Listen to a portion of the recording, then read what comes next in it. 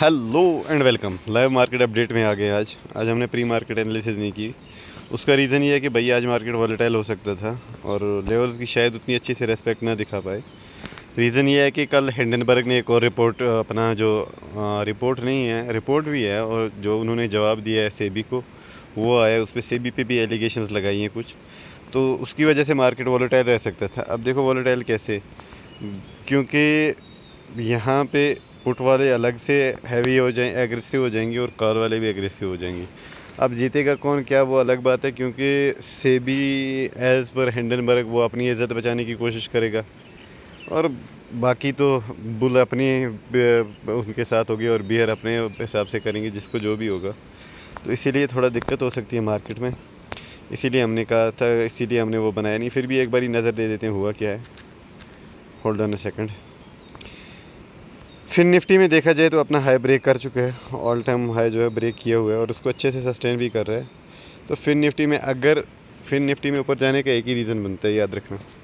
अगर यहाँ पे एक कैंडल और इनसाइड कैंडल ही रहेगी, जो पहली मदर कैंडल है उसके अंदर ही रहेगी, और उसके बाद कहीं भी ब्रेक डाउन या ब्रेकआउट करे, इन मिडल कैंडल का जो स्टार्टिंग कैंडल उसके हाफ के एसएल के साथ बैठा जा सकता है। पहले कम से कम दो कैंडल इसके अंदर होनी चाहिए, फर्स्ट कैंडल के अंदर, जिसे इनसाइड कैंडल स्ट्रेटजी भी कहा जाता है, और मिनिमम 2 होनी चाहिए। फिर उसका ब्रेक डाउन या ब्रेकआउट करे तो फिर उसमें एसएल टाइट, याद रखना एसएल हो जाए मार्केट वोलेटाइल हो सकता है, पर बैठा जा सकती है। मैं फिर निफ्टी की बात कर रहा हूँ, और देखते ही देखते उसने पहली कैंडल को ब्रेक तो कर रहे हैं। अब देखेंगे बाद में क्या होता है, वो अलग बात है, क्योंकि अभी तो ये इनसाइड कैंडल नहीं है भाई, ये वॉलेटिलिटी है।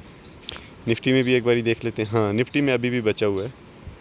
निफ्टी में तुम देख लो, अभी भी इनसाइड कैंडल क्या चांसेस अच्छे खासे हैं भी, और वॉलेटाइल मार्केट है, कुछ भी हो सकता है। बैंक निफ्टी में देखा जाए, बैंक निफ्टी ने अपना हाई तोड़ा नहीं है, प्रीवियस हाई जो मैं कह रहा हूँ उसका ही है, और यहाँ पे भी इनसाइड कैंडल तो नहीं बन रहा मेरे भाई। ऊपर से जो ये रेजिस्टेंस है, याद रखना, यहाँ से रेजिस्टेंस ले सकते हैं।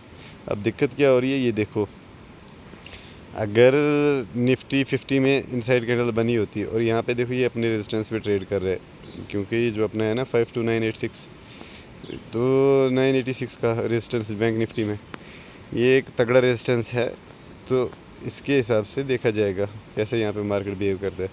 अगर इनसाइड कैंडल इसको भी ब्रेक करके बनती है ना, तो इनसाइड कैंडल स्ट्रेटजी जिसमें भी बनेगी, ब्रेकआउट या ब्रेकडाउन का अच्छा ट्रेड मिल सकता है। पर वॉलेटिलिटी आज मार्केट में, याद रखना, उसके लिए आपको अपना एसएल टाइट और ट्रेलिंग ढंग से करनी पड़ेगी मेरे भाई।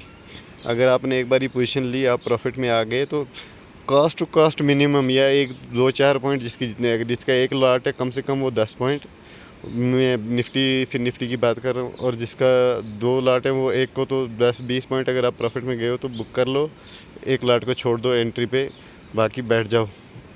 ठीक है, वैसे करना चाहिए। अगर बाकी जानना है कैसे आपको एसएल ट्रेल करना चाहिए कैसे नहीं, तो प्लीज़ कमेंट कर देना, उस पर भी वीडियो आ जाएगी। Thank you.